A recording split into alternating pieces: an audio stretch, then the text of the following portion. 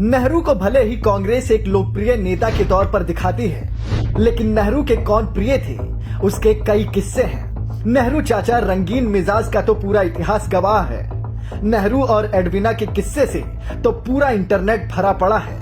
आपकी जानकारी के लिए बता दें, एडवीना भारत में ब्रिटेन के आखिरी गवर्नर जनरल लॉर्ड माउंटबेटन की पत्नी थी। नेहरू चाचा और एडवीना के रिश्तों की गहराई को आप इस बात से समझ सकते हैं कि एडवीना की बेटी पामेला माउंटबेटन अपनी एक किताब में लिखती हैं कि दोनों दो शरीर एक आत्मा की तरह थे। दोनों एक दूसरे के अकेलेपन को दूर करने में मदद करते थे।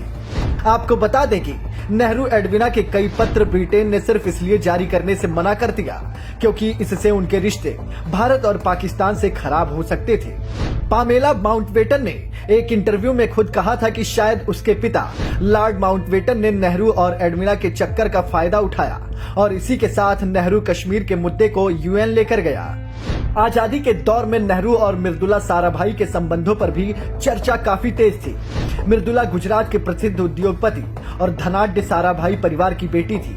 अंतरिक्ष वैज्ञानिक विक्रम साराभाई की बहन थी। नेहरू का सेक्रेटरी M.O. मथाई, उसकी किताब से पता चलता है कि मृदुला साराभाई और नेहरू के बीच काफी नजदीकी थी। दोनों एक दूसरे को काफी पसंद करते थे।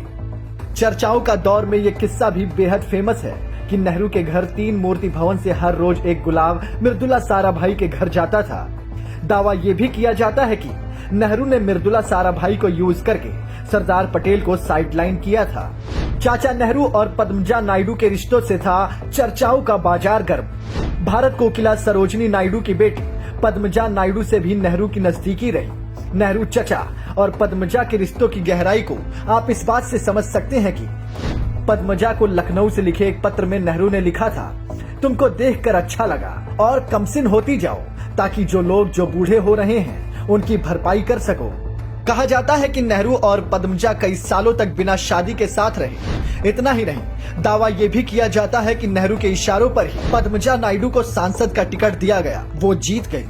कुछ वर्षों बाद उन्हें पश्चिम बंगाल का राज्यपाल भी बनाया गया। मतलब कांग्रेस में दोस्तों को फायदा पहुंचाने का पुराना रिवाज रहा है। कहा तो ये भी जाता है कि पद्मजा नायडू को नेहरू की दूसरी औरतों से रिश्ता रखना बिल्कुल पसंद नहीं था, लेकिन नेहरू चचा अपनी आदत से मजबूर थे। 1948 में एक युवा सन्यासिनी बनारस से दिल्ली आई थी जिसका नाम था श्रद्धा माता।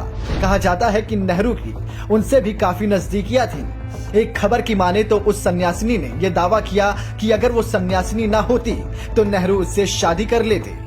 ये तो सिर्फ कुछ किस्से हैं। चचा के चरित्र का अंदाजा इस बात से लगा सकते हैं कि प्रधानमंत्री हाउस के चीफ सिक्योरिटी अफसर रुस्तम जी ने अपनी किताब में लिखा है कि नेहरू को महिलाओं का साथ यकीनन भाता था। कांग्रेस ने हमेशा इतिहास के साथ खिलवाड़ किया है।